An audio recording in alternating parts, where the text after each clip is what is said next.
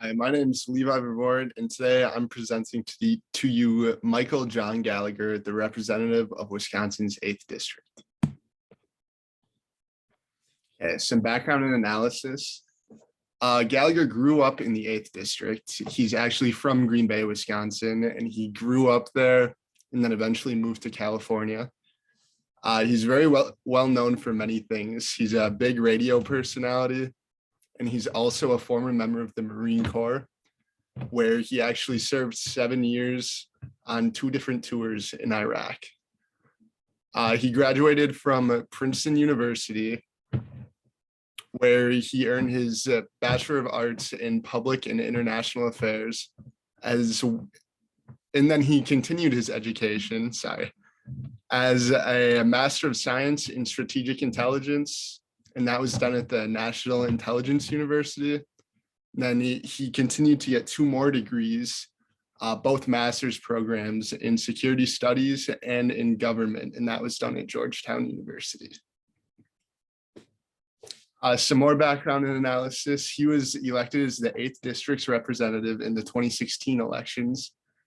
He's a member of the Republican Party, and he's going to be up for re-election in 2022. His term goes through 2023, I believe.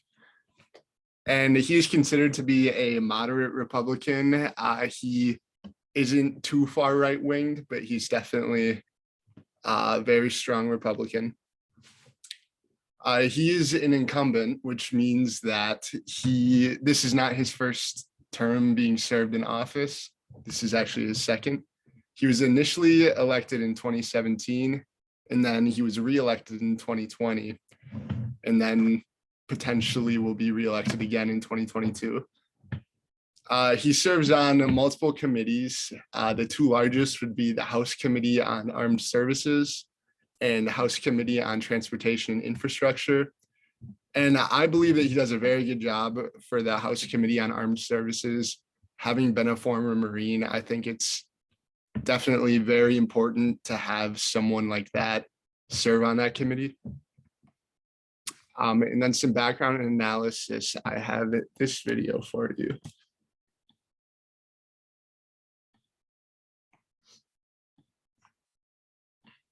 All right. Republican Congressman Mike Gallagher of Wisconsin condemned the president and his supporters before and after yesterday's riot at Capitol Hill. He joins us now. Congressman, good morning.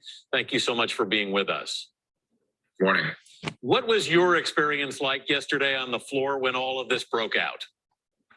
Well, it all spiraled out of control very quickly. I was in my office, and you started hearing flashbangs in the distance, which was presumably the Capitol Police trying to get the rioters to step back, and the rioters violently confronted them and somehow breached the security perimeter of the Capitol, and all of a sudden were running around Statuary Hall.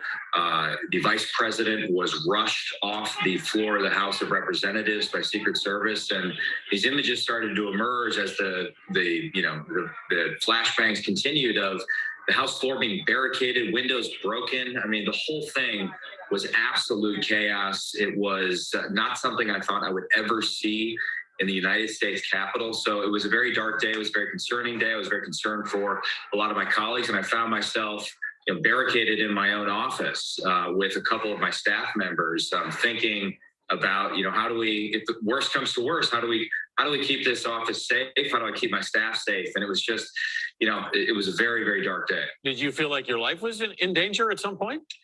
No, I never felt that. I mean, but I was, I was thinking that the closest thing this resembled was some things I saw in Iraq when I served in uniform over a decade ago. I mean, it was just that chaotic, but I never really felt that my life was in danger. But when the images started to emerge, I thought that some of my colleagues who were on the House floor at the time, their life could be in danger. And then ultimately, tragically, a woman was shot and she lost her life. And my understanding is the death toll is at 4 now. So it's absolutely tragic. And I think we have to confront head on the fact that there was a real danger to giving millions of Americans false hope that somehow Congress was going to overturn the results of the election on January 6th. I mean, my view is that Congress, that is not our role constitutionally. It's for the states and the people to resolve their own elections. January 6th has always been merely a ministerial meeting of Congress, not a meaningful forum for litigating or relitigating an election. And I think what the objectors misunderstood is that somehow by just having a debate for 2 hours, the protesters were going to be satisfied. Well, clearly that was not the case. And we incited some very extreme passions, and that resulted in destruction and even death. Extreme passions indeed, Congressman Gallagher. And let's talk about that for a second, because considering what everybody had gone through that day and how traumatic and upsetting it was, several of your Republican colleagues still continue to voice their objections. What did you think about that? Well, I thought clearly after what we watched happen for hours of utter destruction that we would reconvene and the objectors would drop their objections. Yes, a lot of people. But they went right back to the debate. They went right back to the reckless suggestion that Congress had a role in overturning the election on January 6th. So I was quite frankly astounded at that. I was astounded that there wasn't a movement from the top down to prevent that from happening. I guess I was gratified that the number of senators who were going to object was reduced to a very small number, and perhaps we objected to a fewer number of states than we originally were. But I just don't understand how, after witnessing what we witnessed and knowing that this was not going to be, it's not going to change anything. Yeah. Exactly. It was a cynical gambit that they persisted with the objection. So there you can hear Congressman Gallagher discussing the attack on Capitol Hill from that would have been January of 2021. And then here's a reflection on Representative Gallagher.